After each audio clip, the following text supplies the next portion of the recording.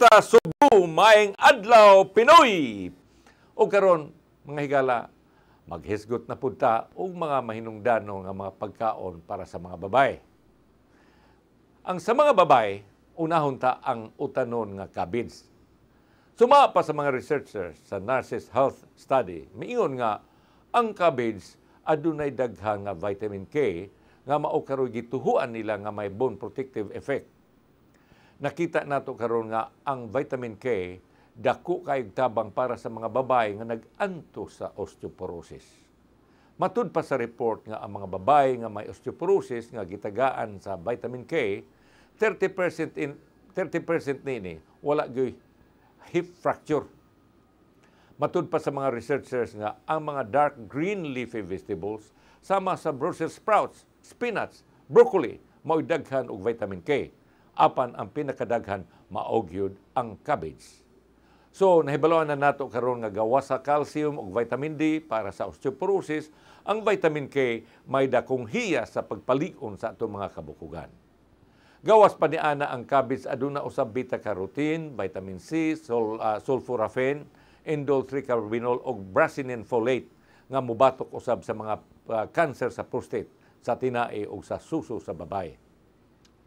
Ug aduna pud siya hiya sa pagsumpo sa ubang problema sa lawas sama sa high blood pressure, heart disease ug brain and spinal cord birth defects sa mga bata. Ikaduha, para sa mga babae mao ang kapayas nga taas kayo og vitamin C nga musanta sa sakit sa abdo. Ang kapayas mas daghan og vitamin C kung itandi nato sa orange o baungon.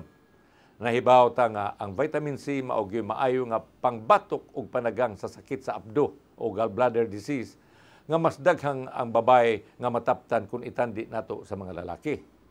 Nakita sa mga researchers sa University of California nga ang mga babae nga ubos og vitamin C levels kasagaran mao gyud maigo sa sakit sa abdo.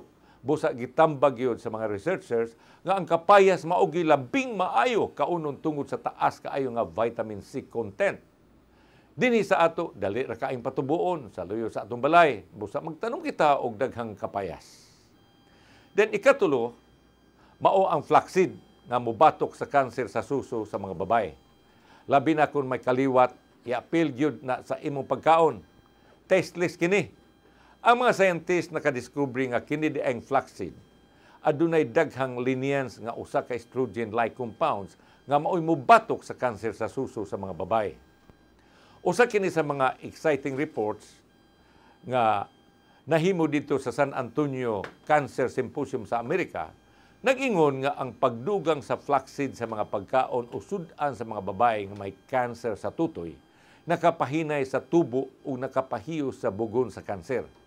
You can flavor your muffins with flaxseed, pero ang pinakasayon o pinakadali gyud mao ang pagwisi-wisi o sprinkle sa pinulbos nga flaxseed sa imong pamahaw nga oatmeal o breakfast cereal o sa imong lugaw. Sama sa cereals o mga lugaw, bubuhi sa flaxseed powder.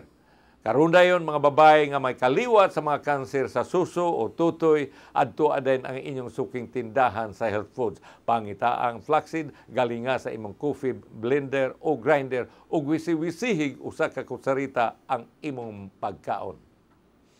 Ikaapat nga pagkaon sa babae, mao ang tofu nga usa sa antioxidant ug may anti-cholesterol. Makapalig-on sa buko-buko, maayo usab nga alalay sa mga babaeng nagmenopause may tungod sa iyang hiyas nga estrogenic activity nga mubatok sa hot flashes. Then ikalima, mao ang karning baboy nga mubatok sa anemia tungod kay daghang iron. Kay ang mga babae mag-antos og blood loss sa average nga 35 ml or from 10 to 80 cc of blood may tungod kini sa ilang binulan nga bisita o sa English pa menstrual period. Apan dili lang usab palabian kay ang karning baboy taas masab kini og kolesterol. Usa lang kahiwa nga sama kadako sa pad. Okay lang hangtod nga mawa ang anemia. Og dinhi kita kutob mo ingon ko kanunay nga ang lawas gani mapasagaron magita kong sagabal sa pagpalambo sa atong kaugmaon. Maayong kumusta ka mo diha Subo sa tibuok kalibutan o maayong adlaw Pinoy. Okay. All right.